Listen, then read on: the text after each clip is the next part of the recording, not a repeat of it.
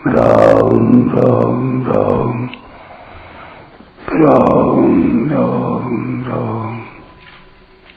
राम राम राम नारायण नारायण। दूसरों से कुछ न चाहकर केवल दूसरों के हित के लिए सब कर्म करने हैं। इस बात को यदि स्वीकार कर लें तो आज ही कर्मयोग का पालन सुगम हो जाए। वास्तव में महत्ता पदार्थों की नहीं प्रत्युत आचरण की ही होती है, यानी उसके उपयोग की ही होती है। आचरण की महत्ता भी तब है जब अंतःकरण में पदार्थ की महत्ता न हो। कोई भी पदार्थ व्यक्तिगत नहीं है, केवल उपयोग के लिए ही व्यक्तिगत है। पदार्थ को व्यक्तिगत मानने से ही परहित के लिए उसका त्याग कठिन प्रतीत होता है। कोई भी पदार्थ या क्रिया बंधन कारक नहीं, उनका संबंध ही बंधन कारक है। विद्वान पुरुषों से भी लोक संग्रह के लिए सब कर्म होते हैं, परंतु ऐसा होते हुए भी उनमें मैं लोक संग्रह कर रहा हूँ यह अभिमान नहीं रहता। कारण यह है कि शरीर, इंद्रियां, मन, बुद्धि, विद्या, योग्यता, पद आदि सब संसार के हैं और संसार से मिले हैं। संसार से मिली सामग्री को संसार की ही सेवा में लगा देना ईमानदारी है। उस सामग्री को बहुत सच्चाई से, ईमानदारी से संसार के अर्पण कर देना है। यह अर्पण करना कोई बड़ा काम नहीं है। जैसे किसी ने हमारे पास धरोहर रूप से रुपए रखे और कुछ समय बाद उसके मांगने पर हमने उसके रुपए उसे वापस कर दिए, तो कौन सा बड़ा काम किया? हाँ, हमारा दायित्व समाप्त हो गया, हम ऋण मुक्त हो गए।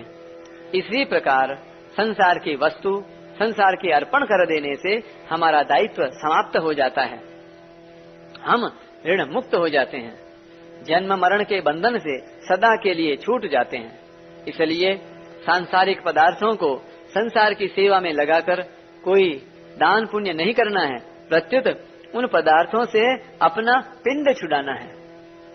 न बुद्धि भेदम जनये दज्ञानाम कर्म संगिनाम जोशयेत सर्व कर्माणि विद्वान युक्तः समाचरन्। 25वें श्लोक में असक्तः विद्वान पदों से जिसका वर्णन हुआ है, उसी आसक्ति रहित विद्वान को यहाँ युक्तः विद्वान पदों से कहा गया है। जिसके अंतःकरण में स्वतः स्वाभाविक समता है, जिसकी स्थिति निर्विकार है, जिसकी समस्त इंद्रियां अच्छी तरह जीती हुई हैं और जिसके लिए मिट्टी, पत्थर और स्वर्ण समान है, ऐसा तत्वज्ञ महापुरुष ही युक्तः विद्वान कहलाता है। पीछे के 25वें श्लोक में सक्ताः अविद्वांसः पदों से जिनका वर्णन हुआ है, उन्हीं शास्त्र विहित शुभ कर्मों में आसक्ति वाले अज्ञानी पुरुषों को यहाँ कर्म संगिनाम अज्ञानाम पदों से कहा गया है। शास्त्र विहित कर्मों को अपने लिए यानी सुख भोग, मान बढ़ाई आदि की प्राप्ति के लिए करने के कारण इन पुरुषों को कर्म संगी और अज्ञानी कहा गया है। श्रेष्ठ पुरुष पर विशेष जिम्मेवारी होती है, क्योंकि दूसरे लोग स्वाभाविक ही उसका अनुसरण करते हैं। इसलिए भगवान उपयुक्त पदों से विद्वान को आज्ञा देते हैं कि उसे ऐसा कोई आचरण नहीं करना चाहिए और ऐसी कोई बात नहीं कहनी चाहिए जिसे अज्ञानी यानी कामना युक्त पुरुषों का वर्तमान स्थिति से पतन हो जाए। अज्ञानी पुरुष अभी जिस स्थिति में है, उस स्थिति से उन्हें विचलित करना ही या नीचे गिराना ही उनमें बुद्धि भेद उत्पन्न करना है।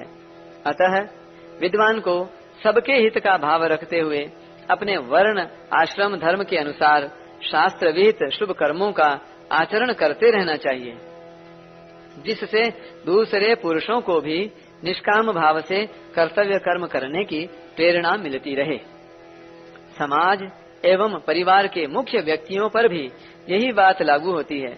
उनको भी सावधानी पूर्वक अपने कर्तव्य कर्मों का अच्छी तरह आचरण करते रहना चाहिए, जिससे समाज और परिवार पर अच्छा प्रभाव पड़े।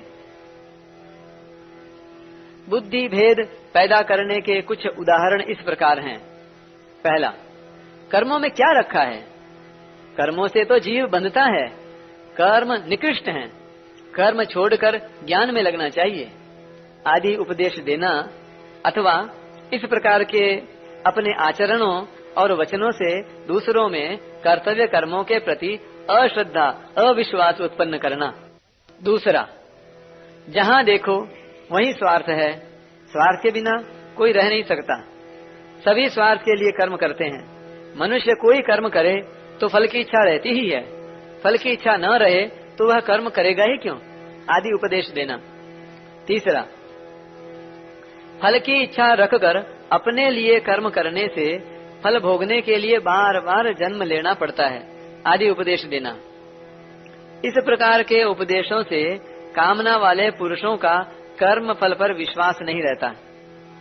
फल स्वरूप उनकी फल में आसक्ति तो छूटती नहीं, शुभ कर्म जरूर छूटते जाते हैं। बंधन का कारण आसक्ति ही है, कर्म नहीं। इस प्रकार लोगों में बुद्धि भेद उत्पन्न न करके तत्वज्ञ पुरुष को चाहिए कि वह अपने वर्णाश्रम धर्म के अनुसार स्वयं कर्तव्य कर्म करे और दूसरों से भी वैसे ही करवाए। उसे चाहिए कि वह अपने आचरणों और वचनों के द्वारा अज्ञानियों की बुद्धि में भ्रम पैदा न करते हुए उन्हें वर्तमान स्थिति से क्रमशः ऊंचे उठाए। जिन शास्त्र विहित शुभ कर्मों को अज्ञानी पुरुष अभी कर रहे हैं उनकी वह विशेष रूप से प्रशंसा करे और उनके कर्मों में होने वाली त्रुटियों से उन्हें अवगत कराए, जिससे वे उन त्रुटियों को दूर करके सांगोपांग विधि से कर्म कर सकें। इसके साथ ही ज्ञानी पुरुष उन्हें यह उपदेश दे कि यज्ञ, दान, पूजा, पाठ आदि शुभ कर्म करना तो बहुत अच्छा है, पर उन कर्मों में फल की इच्छा रखना उचित नहीं, क्योंकि हीरे को कंकड़ पत्थरों के बदले बेचना बुद्धिमत्ता नहीं है। अतः सकाम भाव का त्याग करके शुभ कर्म करने से बहुत जल्दी लाभ होता है। इस प्रकार सकाम भाव से निष्काम भाव की ओर जाना बुद्धि भेद नहीं है, प्रत्युत वास्तविकता है। इसी तरह उपासना के विषय में भी तत्वज्ञ पुरुष को बुद्धि भेद पैदा नहीं करना चाहिए। जैसे प्रायः लोग कह दिया करते हैं कि नाम जप करते समय भगवान में मन नहीं लगा तो नाम जप करना व्यर्थ है, परंतु तत्वज्ञ पुरुष को ऐसा न कहकर यह उपदेश देना चाहिए कि नाम जप कभी व्यर्थ हो ही नहीं सकता, क्योंकि भगवान के प्रति कुछ न कुछ भाव रहने से ही नाम जप होता है। भाव के बिना नाम जप में प्रवृत्ति ही नहीं होती। अतः नाम जप का किसी भी अवस्था में त्याग नहीं करना चाहिए। जो यह कहा गया है कि मनुआ तो चहु दिशि फिरे, यह तो सुमिरन नाही, इसका भी यही अर्थ है कि मन न लगने से यह सुमिरन यानी स्मरण नहीं है, जप तो है ही। हाँ, मन लगाकर ध्यान पूर्वक नाम जप करने से बहुत जल्दी लाभ होता है।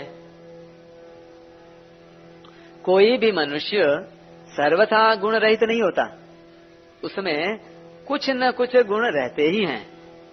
इसलिए तत्वज्ञ महापुरुष को चाहिए कि अगर किसी व्यक्ति को उसकी उन्नति के लिए कोई शिक्षा देनी हो, कोई बात समझानी हो, तो उस व्यक्ति की निंदा या अपमान न करके उसके गुणों की प्रशंसा करें। गुणों की प्रशंसा करते हुए आदर पूर्वक उसे जो शिक्षा दी जाएगी उस शिक्षा का उस पर विशेष असर पड़ेगा। समाज और परिवार के मुख्य व्यक्तियों को भी इसी रीति से दूसरों को शिक्षा देनी चाहिए। समाचरण और जोशयेत पदों से भगवान विद्वान को दो आज्ञाएं देते हैं। एक, स्वयं सावधानी पूर्वक शास्त्र विहित कर्तव्य कर्मों को अच्छी तरह करे, और दो, कर्मों में आसक्त अज्ञानी पुरुषों से भी वैसे ही कर्म करवाए। लोगों को दिखाने के लिए कर्म करना दंभ है, जो पतन करने वाली आसुरी संपत्ति का लक्षण है। अतः भगवान लोगों को दिखाने के लिए नहीं, प्रत्युत लोक संग्रह के लिए ही कर्तव्य कर्म करने की आज्ञा देते हैं। तत्वज्ञ पुरुष को चाहिए कि कर्म करने से अपना कोई प्रयोजन न रहने पर भी वह समस्त कर्तव्य कर्मों को सुचारू रूप से करता रहे, जिससे कर्मों में आसक्त पुरुषों की निष्काम कर्मों के प्रति महत्व बुद्धि जागृत हो और वे भी निष्काम भाव से कर्म करने लगें।